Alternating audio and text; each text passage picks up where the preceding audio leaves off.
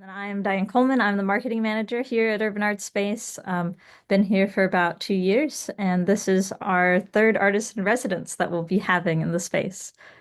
So go ahead, Marine. Yes, Marijn Vanderheiden, Director of Urban Art Space. I'm an Urban Art Space veteran. I've been with the space for a really long time now, not always in this role, but very excited about our Artist in Residency program. And yeah, really looking forward to seeing all the applications. And I will go next. I am Dr. Teron Banner. I'm the manager of community learning and experience here at Urban Art Space. I've been here for a little bit over 3 years, and I work closely with our artists in residence. So great to meet everybody. That's awesome. And I'm going to share my handy dandy PowerPoint here. And I can send copies of these slides afterwards as well to everybody who's attended. Okay, there we go. I put that view on. Okay. So we do have a $20,000 artist stipend, and we'll go more into the funding and things like that later on. But I will note that this is open to artists of all mediums, specifically people in Columbus, and we'll go into more of the details about eligibility as well. But I wanted to point out that the deadline is January 6th at 11:59 p.m. Eastern Time. So please make sure that you don't miss that deadline because we'd really love to see your application. Oops, there we go. And then so for this info section, I just wanted to give a quick overview of how the structure will be working. So Marine is going to give us an introduction to our galleries, our mission, and our staff here. And then Dr. Banner will give examples from our previous residents and how they did their community programming, so it can give you ideas for your own programming. And then I'll give a walkthrough of the proposal web form. So everything that you'll see on the website, all the pieces that you'll need to submit, we're trying to make all of that as clear and easy as possible so that you can get in your applications without having too many questions. And then at the end, we'll have the open Q&A where you can ask anything that you'd like, and if you'd like us to clarify anything from this presentation. So I'll let Marine start us off here. Yes, so for those of you not super familiar with Urban Art Space, we are located in the heart of downtown, on a corner of Town Streets and High Streets, very close to the State House, and also to many other galleries and amenities, including Parable, which is on the top of our space on the corner of Town and High as well. Our gallery space is roughly 7,500 square feet. We have some additional space, including office space and prep space. Most importantly, really, I think the thing to know about Urban Art Space is that we are a reciprocal learning environment in the sense that we are always looking forward to connecting with community and extending the reach, really, and the amenities that Ohio State might offer to the community and vice versa. So thinking about Urban Art Space as a bridge space of sorts, where through our work with the community, we can also reach back into Ohio State, since we know Ohio State can be a bit of a bastion sometimes. Our mission is to challenge perceptions, deepen learning, and increase access to the arts. And I think, this idea of a bridge space really kind of covers all of those aspects. I will say briefly, we work very closely with a large cohort of student interns. They are really instrumental to our being and our program. And our students are typically involved in all aspects of our work across our mission and across our work, not just in a gallery, but also in community spaces. Yeah, you can see the hours for yourselves. We're closed on Sundays and Mondays, to the public anyway on Mondays. And yeah, so floor plan, the floor plan here does not include our corridor space, which is technically not part of our leased premises, but with a bit of prepping and availability and special permission from the building, the Lazarus building, we may be able to host events or projects in the corridor space as well. The space is primarily used for exhibitions, performances, and programming. So this can really run the gamut of things. Oftentimes there's a multitude of experiences that might overlap. I'm actually thinking back of a recent artist in residence, Eris Cohen, who was our first. As part of his exhibition, we also had a skating party in the galleries, for example. But we also host performances and then, kind of large scale public events. So there's a lot of opportunity to do all kinds of things as the space allows. We also think of ourselves, I mentioned the interns already, but we also think of ourselves as a research lab of sorts. And again, this does not just extend within the OSU context, but also to our partners outside. We really encourage experimentation and the idea to test out new things. Hopkins is our satellite space, and it's on campus. It's a much smaller gallery space, roughly 1,100 square feet. It's a very kind of clean rectangular space, but it can be used for exhibitions and programming, especially for the residencies as well.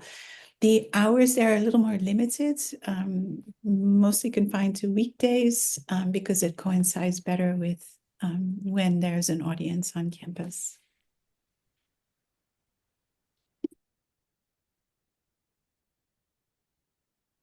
And Teron can Yeah.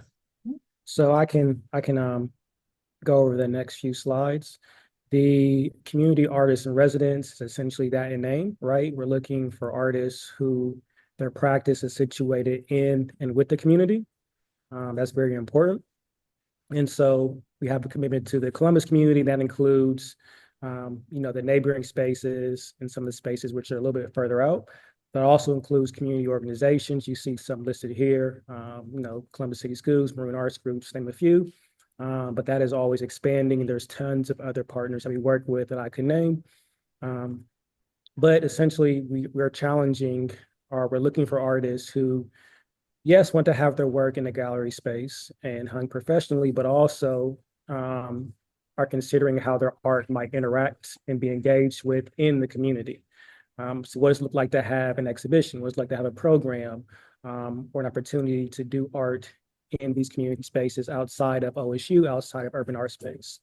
And essentially that is to promote culturally responsive art. And all that really means is art that is situated in the context of what's going on in the community, right? Artwork that speaks to lived experiences, artwork that's reflective of the diversity in the communities, and artwork that situates, those important conversations around intersectionality, around all the isms, racism, sexism, et cetera, in any social, economic, social, political context that we're currently going through.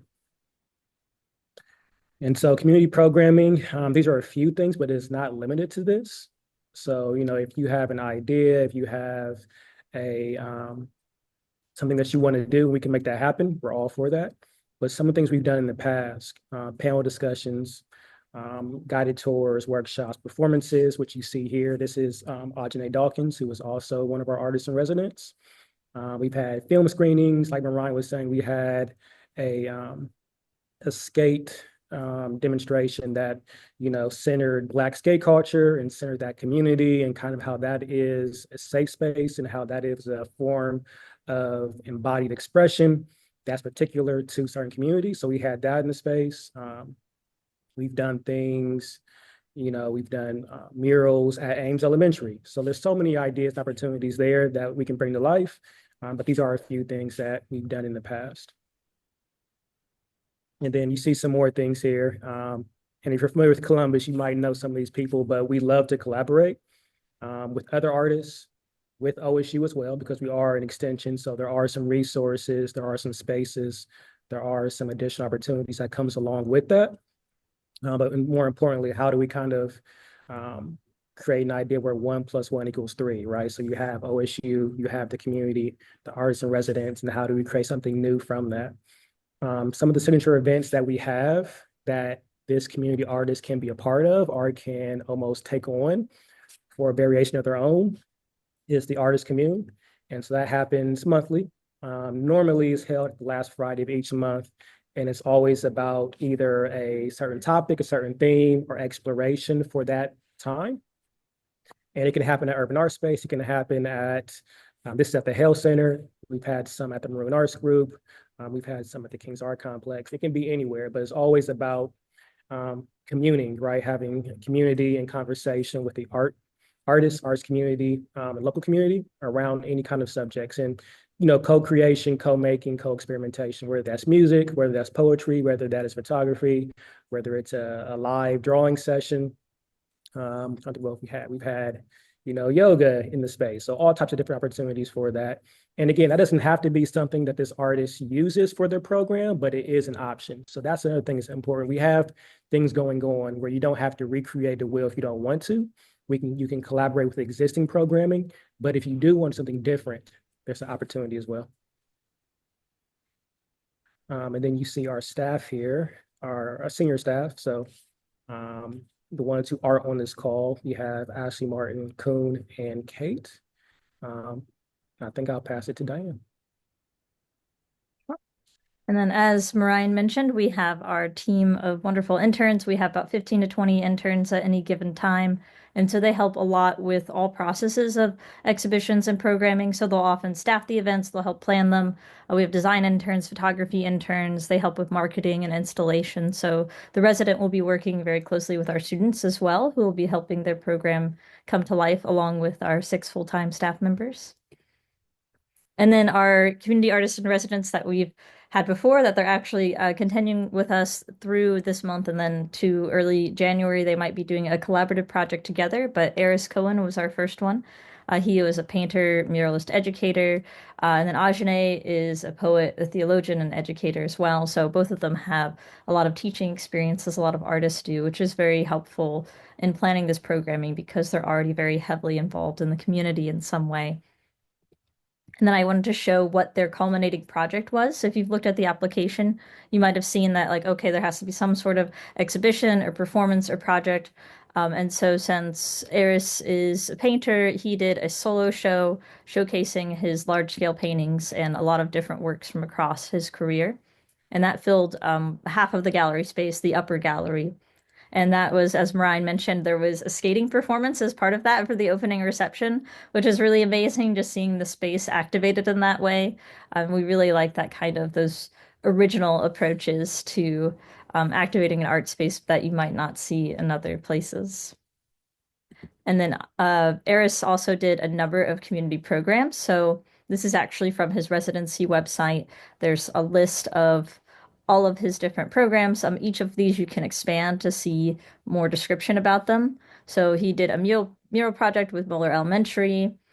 He did a exhibition at Wild Goose Creative, and he also did an exhibition at Columbus Academy. And then the artist community Roots and Rhythms, as Tron was talking about, that was like a collage art making event, plus DJ O Sharp was there showing people how to scratch on the record. And so there's just a lot of different opportunities for community programming through the residency.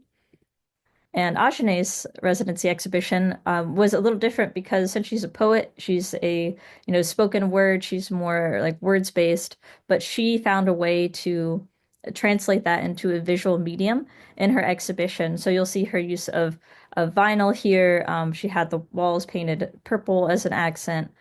She had this wall of missing posters that each of those says a different thing, has a different photo of herself. And so this was No One Teaches Us How to Be Daughters, which was about her matrilineal archive, her experiences with researching different Black women who go missing. And then Eris's show was about Afrofuturism and exploring that kind of African diaspora. So both of them explore sort of different themes in their work that they show in this culminating exhibition. And for her show, she also had a film screening at her closing reception. During her residency, she filmed this short film in the back of the Lazarus building. So we got special permission for her to go back there and kind of build a set and record a poetry reading that she then filmed as part of the residency. And then at the reception, she had O Sharp and then Stephen Strings come do a performance in the space, which was really amazing. And she found other ways to activate the space in terms of hanging photographs. And then she had poetry recordings that you could then listen to. So the audio-visual components really brought the space to life. And then we have a list of her projects as well, including she did 2 different documentary poetry workshops. So basically using personal and historical archives to create poetry, to create art. So she did an in-person workshop, and then she also did a 4-week virtual workshop with that as well. And then I wanted to show briefly, this is how you can access their archives. So if you go to our Artist in Residence tab, there's a drop down for Eris, there's one for Ajane, and this has photos from the residency, it has their bios, it has videos about their experience, including like a post-residency interview. We're still working on the one for Ajane, but you'll see like kind of everything that they did here. And then here's the drop down that I mentioned where you can click on that. You can see a description of the event. So it kind of gives you an idea when you're planning out your own programs, what those might look like. We have media features.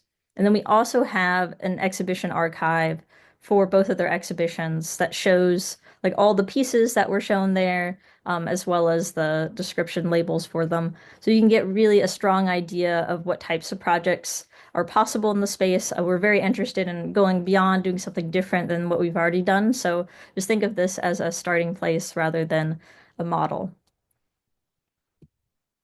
And then, so as I mentioned, so to access the web form, you just need to click on the Artist in Residence tab at the top here, and that will take you to this page. And on that page, it will have a description. It will have all the info, and there's the submission form, which has a lot of this information repeated just so that it's in multiple places.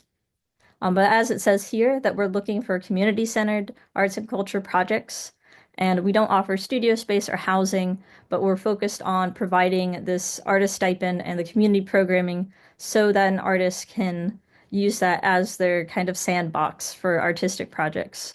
And we're open to all disciplines, and we're also open to artist collectives. So we haven't actually received any applications for that before, but we'd be very curious to see those.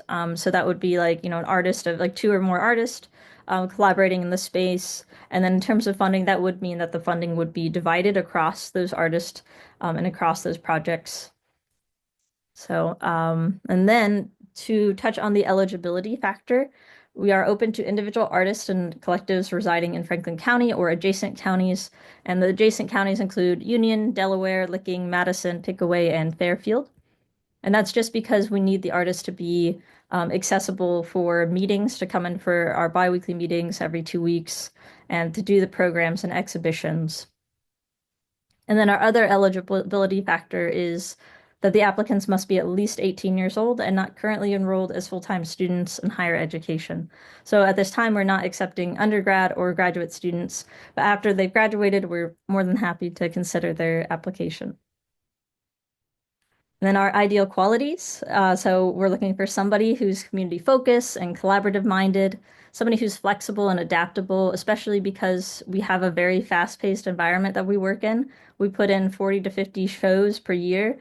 And with performances, we have tons and tons of events.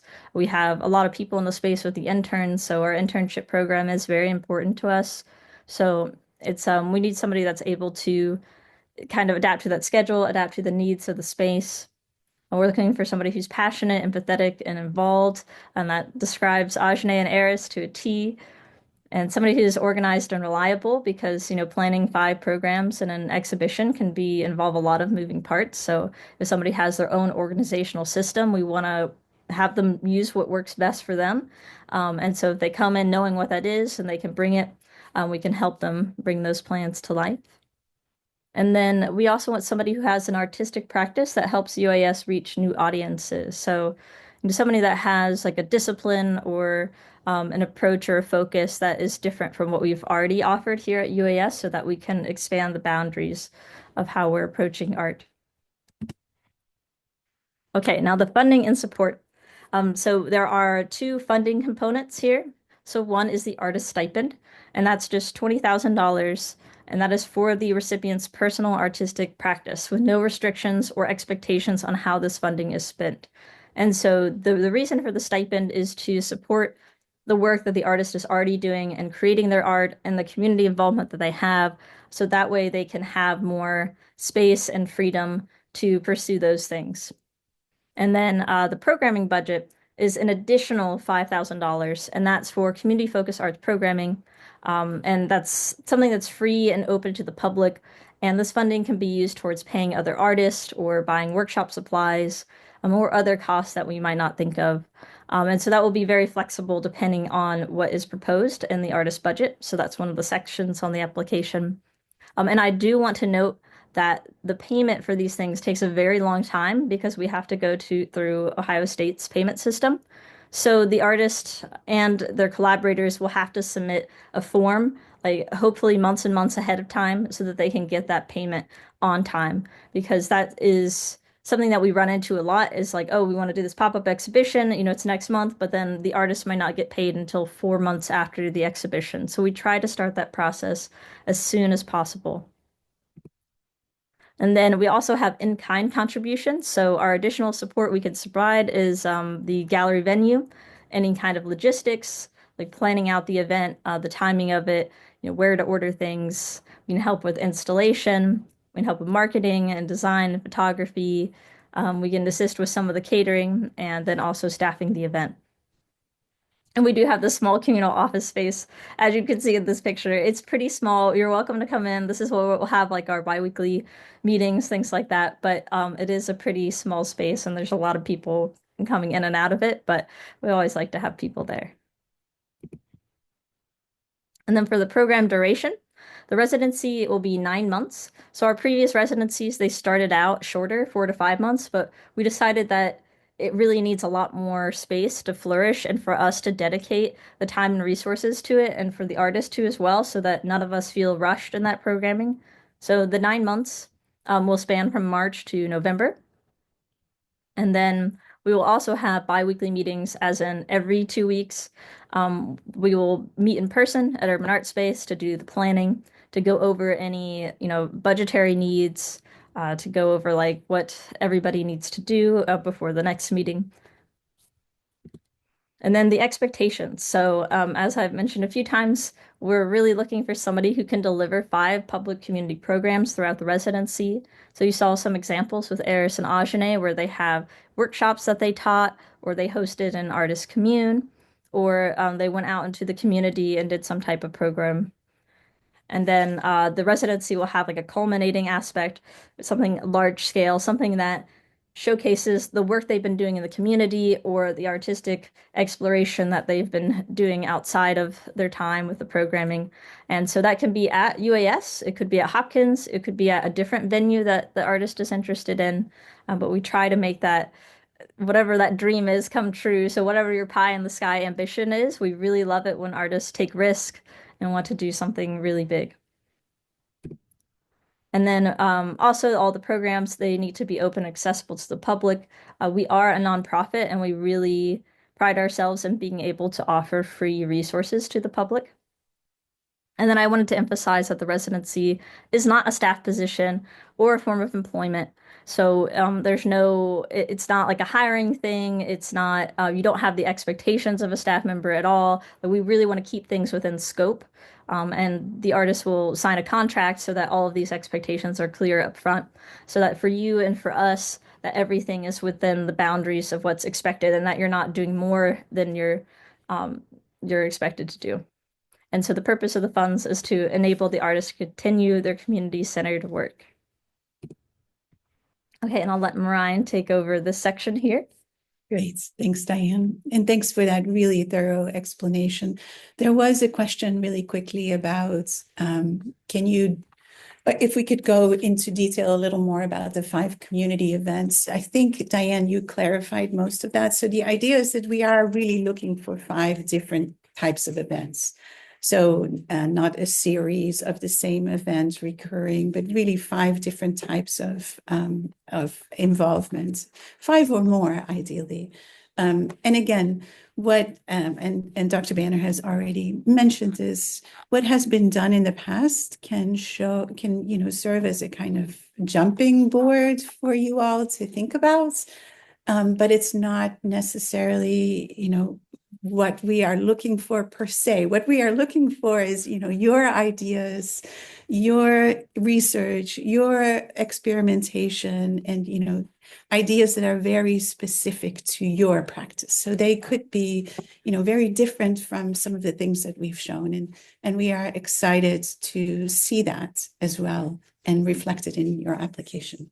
So as for the application itself, ultimately the goals for the artist residency are around community engagement. So at least those 5 community programs, a culminating or an exhibition of sorts. It doesn't have to be culminated and doesn't even have to be an exhibition, right? It could be something that you do in the space that takes up space and time, according to your research practice and interests and ideas.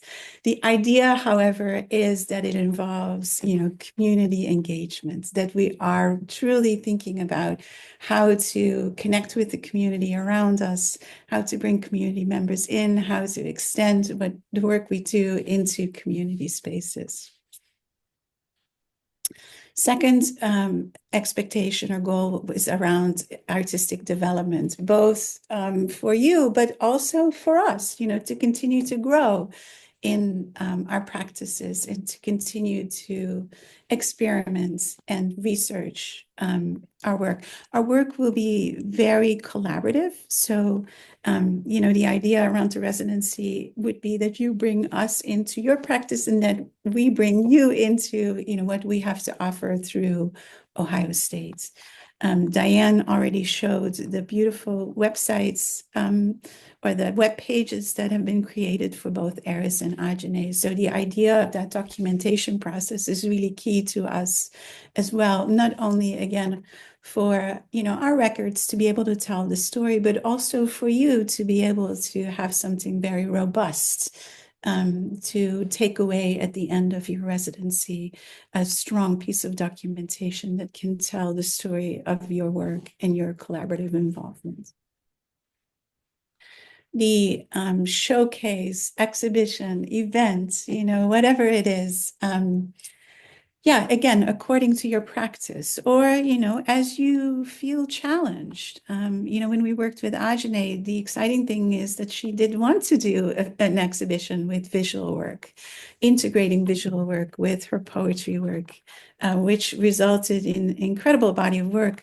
With Eris, of course, that was an amazing event too. And, with the wonderful showcase of the roller skating piece and bringing in other pieces of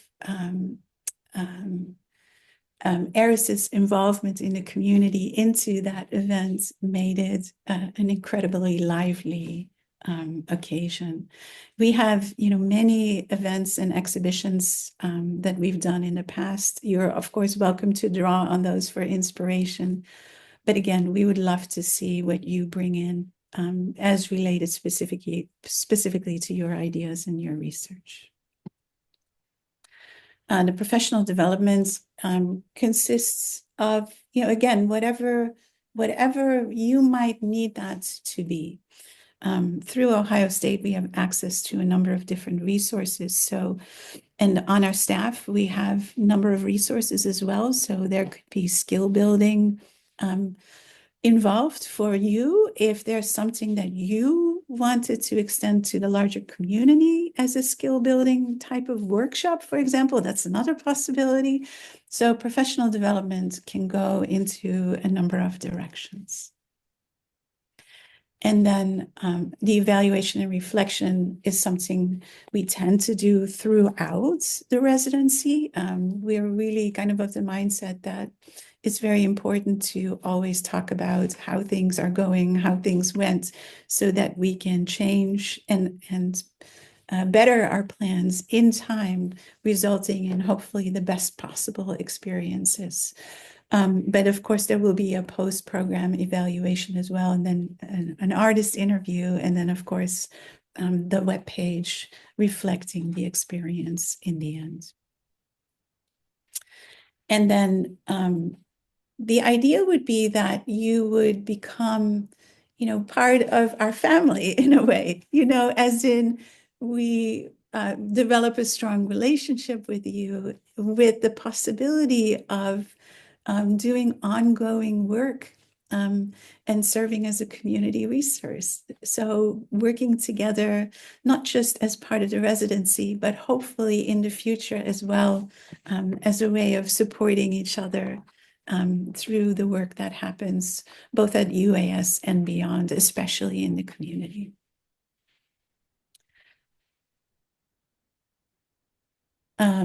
Let's see, review criteria. Sorry, my earbud dropped out. So the review criteria are really kind of straightforward. We look at the artistic merit of your proposed project. So definitely we're hoping that you will come up with a plan that's, true to your own practice, and that also kind of challenges you to potentially experiment and do some research, as this collaboration might allow for greater opportunities. The quality and clarity of the application materials is also pretty key to us. Again, we want to make sure that what you submit is clear, straightforward, well thought out, well planned, and how should I call it? Not too long-winded.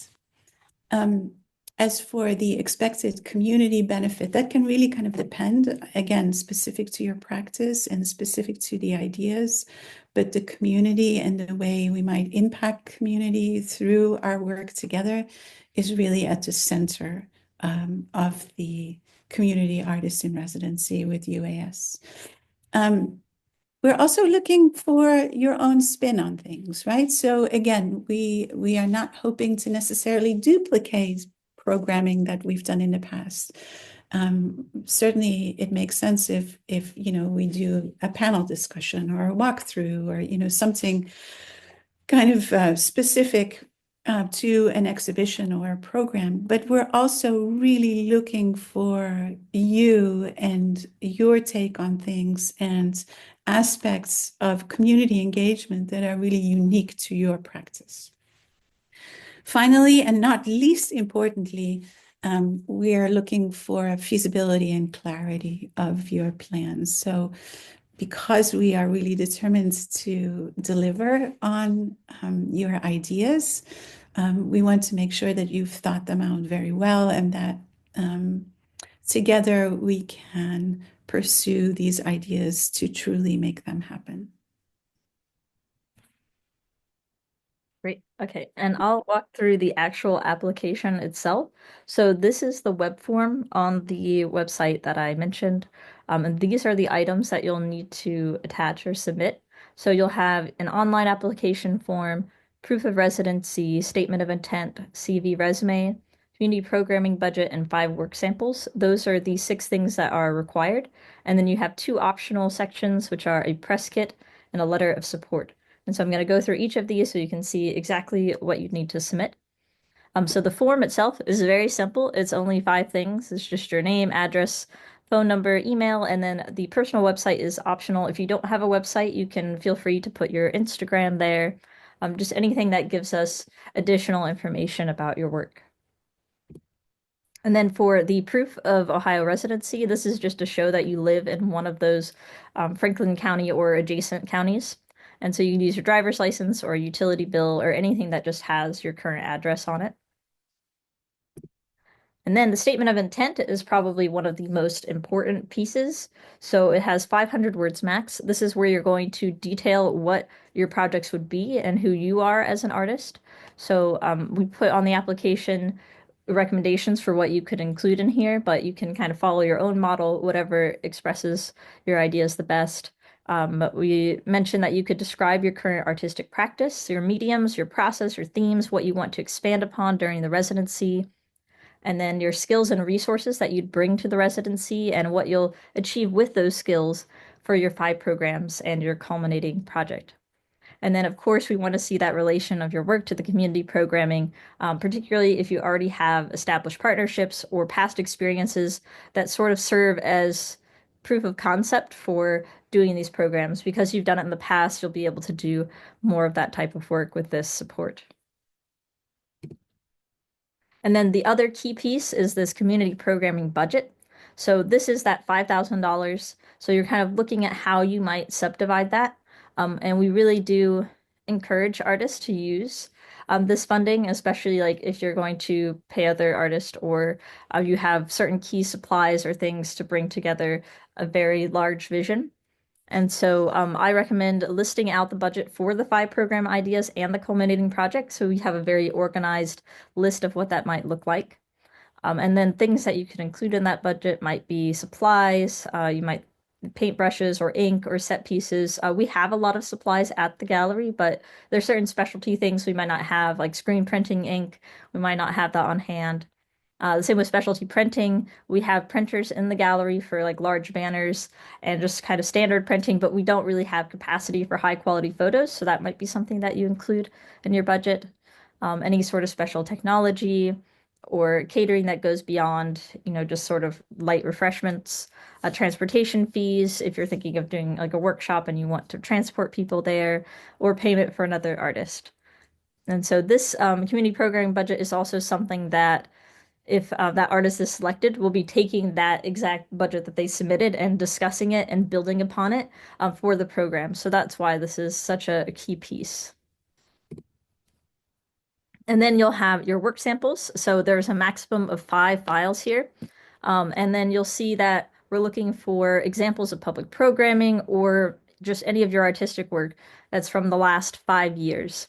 And that can be in any format. And if you look at the upload requirements, it says maximum 5 files, 5 MB limit. And then there's all the allowed file types. So if you're having trouble attaching something, it's probably because it's too big of a file or it's not one of the allowed types. But if you want to attach a file that's a lot bigger, because I understand like a lot of videos are probably bigger than 5 MB, you can feel free to attach like a Word document of like, okay, go here for the video example, maybe just contextualize what the video is. And then you can make sure that the link is open access because sometimes people will send us files and then it won't be open to anybody opening it since all of us have different emails. Or you can email the file to uas@osu.edu and we'll add your file to the folder that we're going to share with the committee. And then these are the optional sections here. We have the press kit. So that might be publicity materials from past programs. Maybe you have a press release or you have like postcards or any sort of marketing around that or testimonials about your artistic practice, things like that. And then the letter of support is also optional, but we're looking for a short document, just like 1 or 2 pages from past program partner, especially for somebody that you're looking to partner with for this community programming. So if you're like, I really want to work with this specific nonprofit or organization, let me go to them and ask, them to write this letter of support, especially if you already have a relationship with them. And then we have this additional document section as needed. This is really more like if there's just something that doesn't fit into the other sections in terms of like, file size or yeah, including the press kit or something like that. But we really don't want you to submit a lot of like additional materials because we're trying to judge it mainly on what the main sections have. And this is just so that if you have any problems uploading elsewhere, this might be another place for that. Okay, so that's the full application. And just a reminder, the deadline is January 6th. And also, if you want to see one of our last residency programs in action, we have it this Friday on December 6th from 7 to 9 p.m. We're going to be doing a book tour for Brittany Rogers for her collection Good Dress, and she'll be in conversation with Hanif Abdurraqib. And this was all arranged by Ajane, so who's our current artist in residence, along with Eris. So Eris will be doing live painting at this event. Brittany is good friends with Ajane and was in her show back in July. So this is one of the big culminating events for the year. So we're very excited for this. It's going to be a popular event. So, and we'll also have books for sale here. But this is an example of one of the programs that our artists in residence can put on. And so, yeah, and then you can follow us on social media. We're most active on Instagram. And there's our website as well for the residency application. And now we're happy to open it up to Q&A. Diane, maybe we should go down in order. There are some questions, open questions in the Q&A, and we can kind of take them as they maybe start with the first one. So I don't know if that was answered already, but what if the artist enrolls in a grad program too at the end of the residency? Yeah, ideally not, as we said already. I think we're also looking for, kind of a time commitment. We understand that life happens, of course, and if the enrollment is unexpected, but if you know at this point that you're going to enroll in a grad program and you're not going to be available for the second half of the residency, then please don't apply. Kelly is asking if applying as an artist collective, should all artists involved have materials represented in the application? Ideally, we would want to understand the kind of focus of your group. So we would want to know who we are dealing with as a collective and what your collective focus is, what your collective vision is, what your collective research is. That's what we want to know. We don't want to know a single person's ideas and vision. If you're applying as a group, we want to know about the group specifically. And Taran and Diane, please chime in. Yeah, and I think to that question, I think another component of it might be if they are applying as a collective and they're submitting 3 licenses per individual. One of the questions may be if every license has to be a Ohio or a Columbus or adjacent county license, or does one license within that collective, qualify for that proximity criteria. And so my understanding, correct me if I'm wrong, Diane and Marine, if there is a collective and they're from different places, if you have one who is located in the proximity and has connections to OSU, then that would qualify. If I'm mistaken, please correct me if I'm wrong. I think the idea is that ideally we work with folks who are not too far from us. Again, some of it is because that allows us to work very collaboratively together and also to maximize availability and access to our location. So ideally, I think all the members of the collective are from either Columbus, Franklin County, or contiguous counties. If one is not, I don't think it's the end of the world. But again, you get the idea. It's really about making sure that you have a strong presence, physical presence with us. It looks like the next question is about if I'm involved with other nonprofits that support the arts, would it be encouraged to combine that nonprofit with the residency? I think it's a possibility. It doesn't have to be that way, but I think, if it makes sense to put those two together, then I think we would certainly welcome that from the urban art space end of things. It's not a requirement, though. Raja is asking, do the workshops have to be done specifically by the artist in residency, or are we able to bring people in to host the workshops themselves? Taran, I'll let you answer that question. Yeah, so we've had, as you see with the event that Ajane is having, it's not specifically her hosting the workshop, but she is an integral part of the development of the layout and of the execution. So you could bring in a quote unquote expert to do something as long as you are a part of that conversation, that organization, and the collaboration, that would be sufficient. And then Sierra is asking how many artists are limited for a collaborative event, and should their name be listed when we apply? I'll let you answer that as well. So I think there's to clarify, so there's a collaborative event and then there is a collective.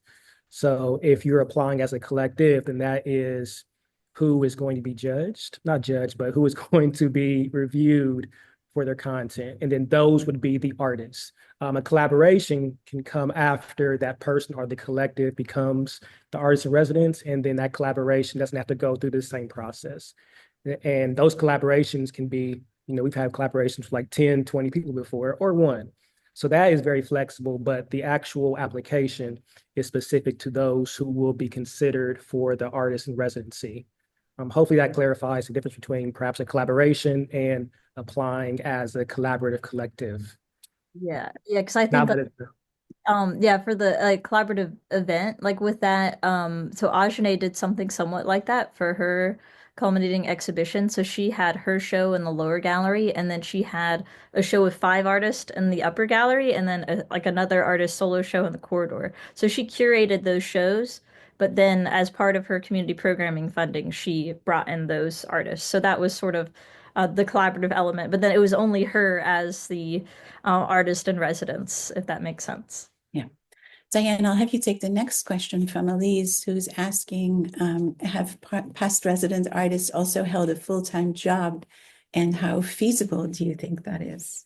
So I saw we had another question about that too, a stipulation to applying if you have a traditional 9 to 5. And I absolutely think that it's feasible because I think that all of us have sort of cobbled together jobs in a way like as artists. Many of us here are a working artist as well. And so it is, I think the only thing would be that we need some flexibility in the schedule. So if you have like a day of the week that you can meet with all of us, that's really helpful because we generally meet with our artists in residence like Monday through Friday during some sort of 9 to 5 time. So as long as that artist is able to carve out like an hour, every 2 weeks for that purpose, and that they feel that they can balance this, because I know that everybody has different capacities, different number of spoons available, as it were, for what they can handle. So I think when you're applying, just knowing yourself well enough to be like, yes, I can take on this extra role. Because yeah, so I don't think that limits an artist necessarily, but just knowing that schedule wise, it's for if you're installing a show, you might need to take time off. We do install shows on the weekend, so there's time there, but like you might have to take like, a few days off for the final exhibition. A lot of our programs are in the evening, so that's also very feasible. We have Saturday programs. We have, Thursday nights we're open late, and we do our Friday night events. So I think that it's definitely feasible, but just know your own limits. Yeah. Yeah, that's well said. Um, Question about supporting letter from an organization. That's really optional. So it's up to you if you feel like the letter could help your application. And so, as such, it could include things about you, about your work, about your community engagements, about your collaborative style, whatever you think will be helpful for us to review. That segues into the next question, or not the next question, but another question about who is the review committee. So the review committee is a committee of our stakeholders. So it consists of Lisa Florman, who funds this program. She is the vice provost for the arts at Ohio State University. Maurice Stevens, who's an associate dean in the College of Arts and Sciences, their specific portfolio is also around community engagements. It includes our current artist in residence, so Ajane Dawkins, who will be on the review committee. Gosh, I'm scratching my head. I know there's two more people. I'll get back to that question in a moment. And then Diane, if you would take Chinese's question about having recently applied for an exhibition proposal and also the residency. Yeah, and I think that I'm perfectly happy. We're happy to consider both of those. I think that they could work together in tandem, like, as if an exhibition is or project is accepted through our proposal window, but then the artist also applies for the residency, they might sort of potentially take that over as their culminating project, rather than having both at the same time. But I don't think there's any problem applying for both. And so, interested, yeah. Yeah, so I think yes, I think so. Feel free if you've already applied for our exhibitions, feel free to also apply for this. All right, and the other review committee members include Dr. Summer Lucky from the Hill Black Cultural Center, at OSU, as well as Ashley Van Dyke. She is a staff member and engagement specialist with Downtown Columbus, Inc. Let's see. Sierra asked, is the artist residency open to one artist or does it have to be two? I may have someone in mind, but I'm not too sure. I have to make sure to locate it in Franklin County. Yeah, so it's really up to you, but make sure that you're clear when you're applying. So if it's just you, then apply as you. If it's two people, then apply with two people. Make sure that you include the information about two people, and then again, be very specific about your joint vision, how, your vision as a quote unquote collective, goes beyond just the summary of your work and the other person's work. Yeah, and then they don't in Franklin County, just Franklin County. You can still do those adjacent counties as well. Yeah. Is there a stipulation on subject disciplines involving religion? Not specifically, I would say. There's no, we don't seek just one kind of proposal. We are open to artists with all kinds of ideas coming from all kinds of angles. Just be clear in your application, what that looks like for you and what that would involve specifically. I will say that, because we are free and open to the public, we do want to create spaces that are inclusive for, a number of different people with different ideas and different backgrounds. So that is really important to us. Yeah, and I would say for that question too, I would recommend that person kind of view some of Ajane's work from the website because again, she is a theologian. So a lot of her work deals with spirituality and religion on a very large, or not large, but a broad way of viewing it and investigating it, which is inclusive and welcoming. So I think that would be a great example to look at and see how someone approached that same question as an artist in residence. Yeah. Whether or not the stipend is considered taxable income, I would say yes. Any stipends that you might receive tend to be taxable. So I would definitely say yes, but that's between you and your taxes and your accountants. If you have figurative paintings that are nudes, can you apply with that? I would say yes, I don't see any issue with that. We do, again, going back to, hosting inclusive spaces, especially if we are open to the public and invite for events with families, we want to make sure that that's thoughtful of the participants. So maybe there's an exhibition component that includes, figurative work with nudes. But, if we were to do a large scale community event, maybe the emphasis would not be on nudes per se, again, because we want to be open to a variety of different audiences. Tron, maybe you have some extra thoughts about that. Yeah, no, that's exactly right. Keeping in mind the audience per event is very important. Again, we've had live figure drawing, but we've had that specific program at a time that was conducive for that, and we marketed in a way where it was, of a certain age at a certain time, and so that might be a little bit more specific. And then, a program that is less specific may not have that same kind of subject matter. So being cognizant and aware of how we do those things, but it is an option. Diane, I'll let you answer the question from Adam about the application, whether or not you should outline each event as part of the 500-word statement of intent. I know I kind of go back and forth on that. I think it's important to mention them in the statement of intent because I know 500 words like really isn't that much room at the end of the day. I think if you mention what they are and then the budget, you could potentially go into more depth to give yourself a little more room. But I think it would be very good to specify what they are in the statement of intent, and then you can kind of go a little deeper in the budget sections that you're going into like, okay, here's what I would need to carry out this event. And it's very clear because I've provide a description of what it is. And that makes it clear that all these needs are necessary. So yeah. The average artist fee paid for collaborators really depends. I would say, it's ultimately the decision of the artist in residence to finalize that number. But historically, it's been anywhere between, I would say, $200 and $500. Raja, is there a name for the whole residency that's required that supports all of the collaborating artists, or can it be specifically for that artist in residence? I'm not sure I completely understand the question, but so the residency really is designed to support a number of different programs.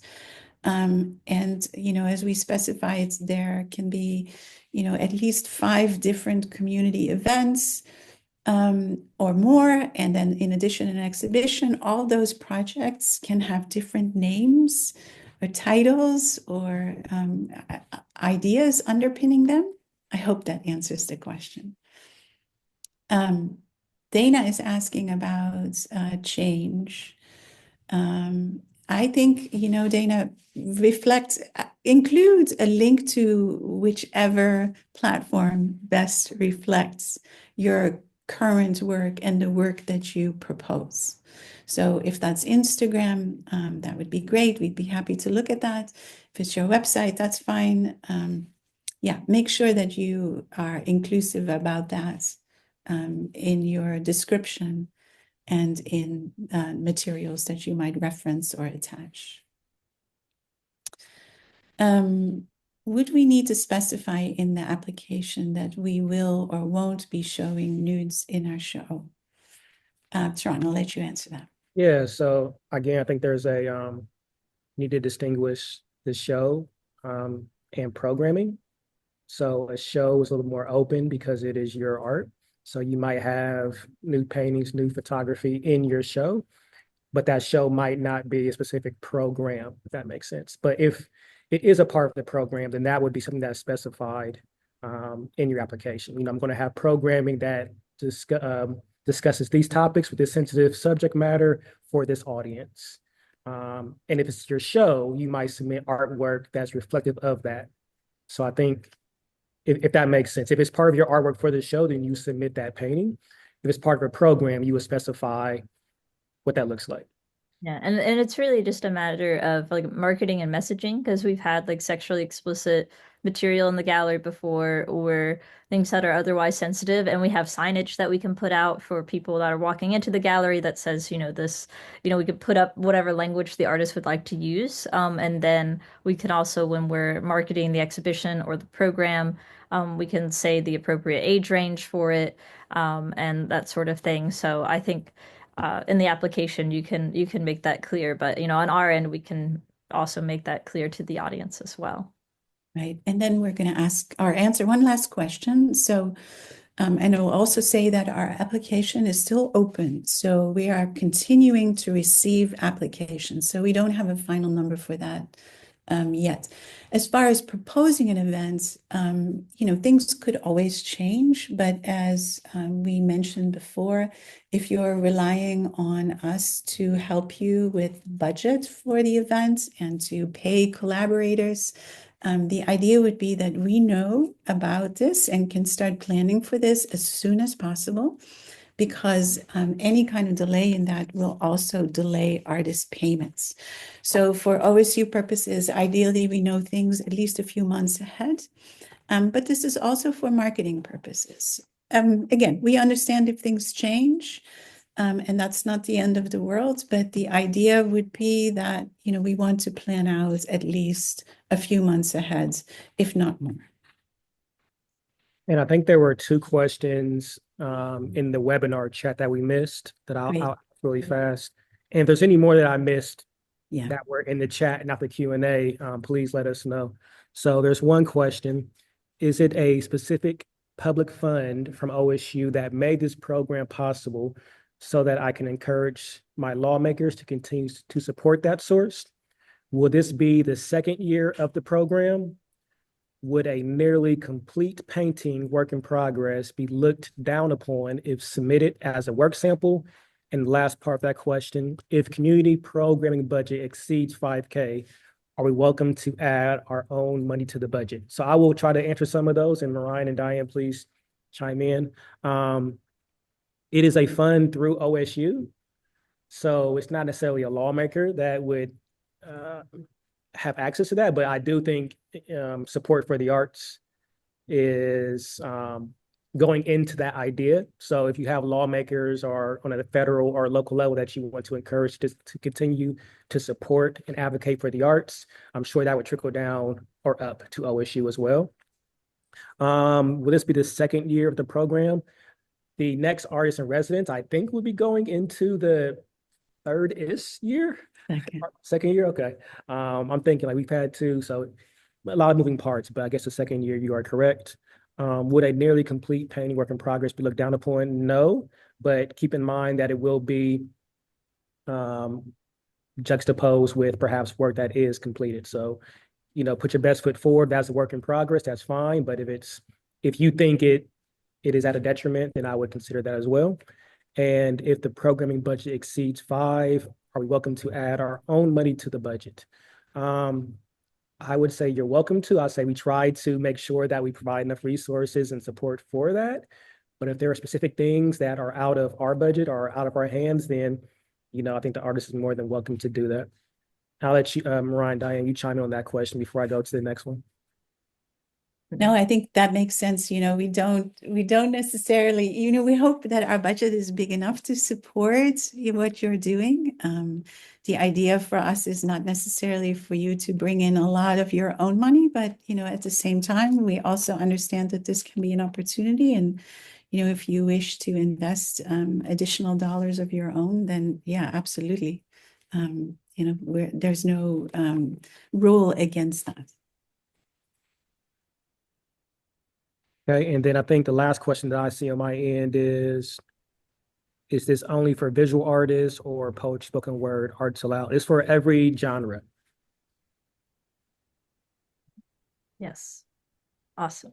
Okay, that's excellent. We'll post the recording of this hopefully later this week. If you have any questions in the meantime, feel free to email us at uas@osu.edu, or you can reach out to any of us individually. All of our emails are on the website as well. So yeah, thank you all so much. We look forward to reading your applications. So. Thank you.